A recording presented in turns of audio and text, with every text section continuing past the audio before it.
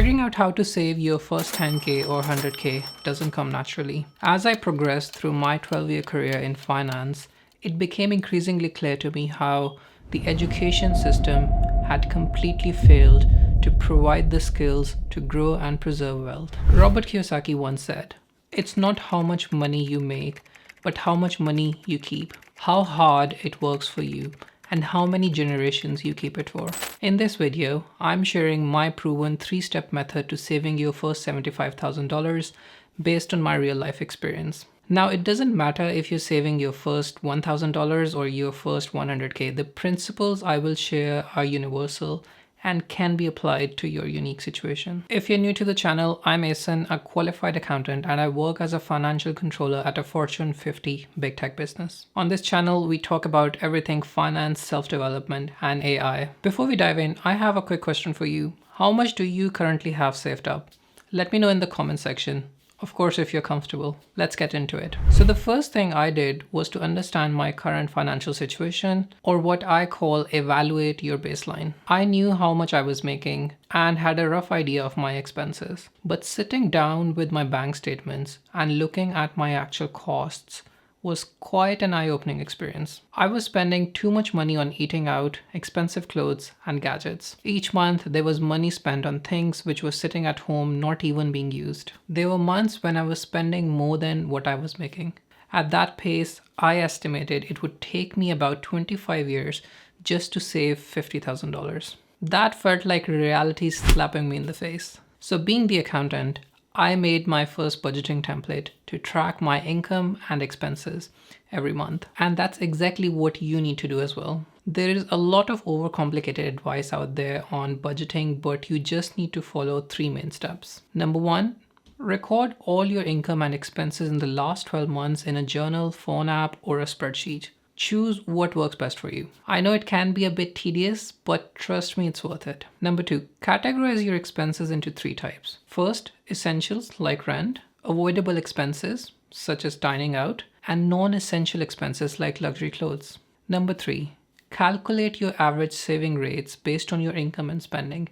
And this, my friends, is your baseline or starting point which you can use to track your progress as you work towards saving your first 1K or 100K. Once I had evaluated my baseline income and expenses, I made a glaring observation. Hold up and think about this. Even if I cut 100% of my costs and went to live in the mountains like Bear Grylls, my potential savings were always going to be limited by my income. The most critical factor was clearly increasing my income, and diving deep into this, I realized there are so many ways to do this. For example, starting a side hustle, monetizing your hobby, or opening an e-commerce store, amongst many other options. Each opportunity came with a required level of effort to earn the additional income. For most people, including me at the time, increasing income through a promotion or switching jobs is the most practical and easy thing to do. So I recommend this as the first strategy to boost your earnings. The internet is filled with advice which portrays the day job as a dreadful thing, which I do not agree with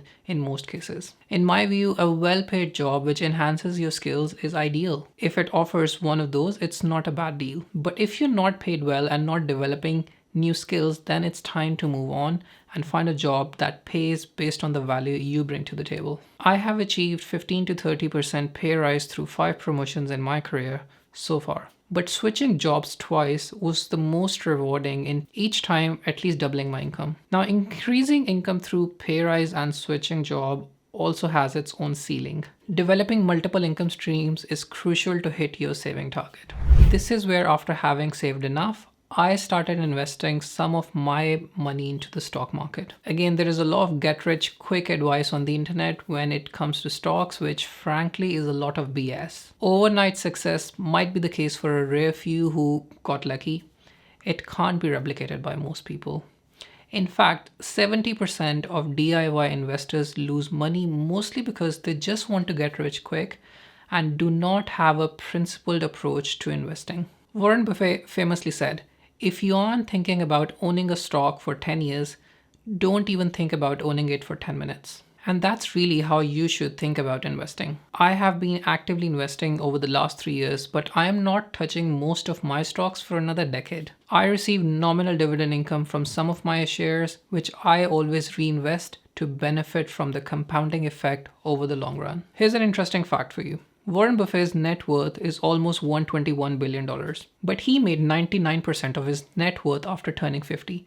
That's 39 years of investing since he bought his first shares at the age of 11. His skill is investing, but the secret to his success is time. Investing in stocks is passive in nature if you hold them for the long term. Your net worth can grow through both increase in share prices and any dividend income you earn. I have a detailed separate video where I talk about dividend investing for ultimate beginners, which I will link in the description. If you're interested about investing basics, do check it out. Now, investing in stocks is just one option. You can also invest your savings into real estate to earn rental income or fund a new side hustle or a business, which is the third strategy I recommend for boosting your income. And let me tell you, those side hustles can be a lot of fun too, especially if you're doing something which you enjoy. Over the years, I have tried to launch various side hustles which have mostly ended up failing for one or the other reason. Each time I failed, I learned new skills such as coding in Python or writing content, which have all benefited me in other aspects of my personal and professional life. This leads me to the next critical thing I did to reach 75k in savings. There's an old saying, if you take care of the pennies, the dollars will take care of themselves. The third step I took was to be very intentional in my spending, especially for avoidable and non-essential costs. I don't advise taking all joy out of your life or adopting extreme minimalism, but rather a more conscious approach to spending. Guess what? If you want to have more wealth than the average person, you have to spend less than the average person. For example, at one point, I was spending about £800 or the equivalent of $1,000 each month just on eating out and home food delivery. I still enjoy eating out because I'm a foodie, but I have managed to cut the cost down to half. The top 3 car brands driven by millionaires are Toyota, Honda, and Ford, not your Bentley or Rolls-Royce. It's not an accident. It's an intentional choice not to splurge money on high-end cars or assets. I recently made a full video about how cars are the #1 wealth killer, which no one talks about, and how to reduce your cost of owning a car. I have included a link to the video in the description, so do check it out. Broadly speaking, there are 3 main mindset changes which I adopted to cut down on my costs. The first step I took was to split my expenses or outflows into needs and wants. This was inspired by the 50-30-20 rule. It suggests that half of your income should go towards your needs, like rent or utilities. Another 30% can be used for wants like entertainment or vacations, while the remaining 22% should be saved. This rule helped me understand how to balance my spending between needs and wants. Now, this rule is a bit generic, and over time, I have tailored my spending targets based on my personal situation. I live in London, which is the most expensive city in the UK and 4th in the world. More than half of my income goes towards necessities or needs, but the principle remains the same, which is to set clear limits for your expenses and stick to them. The second thing I started doing was considering the opportunity cost of buying expensive things. A quick story, or what some might call a confession. In 2019, I splurged £1,000 on a Samsung Galaxy Note 9. Even though I already had a phone, I was drawn to the idea of using the S Pen for note-taking and exploring Android apps. However, the reality was far from my expectations. Juggling 2 phones was a hassle, and the Samsung often sat unused and uncharged at home. Today, it's just worth about £100. Had I chosen not to buy the phone, I could have invested that £1,000, which was equivalent to $1,300 at the time,